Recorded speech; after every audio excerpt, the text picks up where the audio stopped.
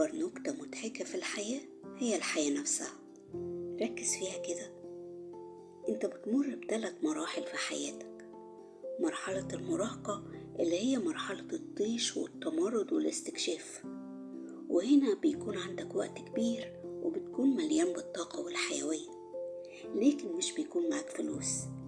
المرحلة دي بتكون صعبة ومتعبة لأنك بتعتمد على اللي حواليك، فممكن تدمر نفسك وانت مش واخد بالك. المرحلة التانية هي مرحلة الشباب، أو ممكن نسميها كده مرحلة النضوج.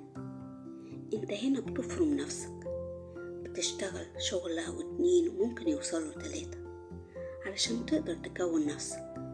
بتكون مليان بالطاقة وبيكون معك فلوس، لكن للأسف مش بيكون عندك وقت تقعد مع الناس اللي بتحبهم، مش بيكون عندك وقت تشوف نفسك.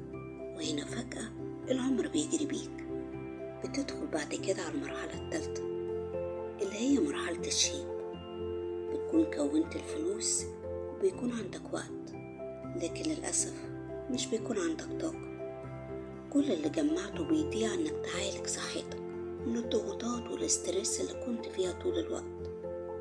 كل حاجة ليها تمن عزيزي. الحياة عمرها ما هتديلك كل حاجة، هتديلك حاجة وفي المقابل هتاخد منك حاجة. فانت لازم تستفيد وتستمتع بكل لحظة في حياتك، علشان اليوم اللي هيروح صعب يرجع تاني.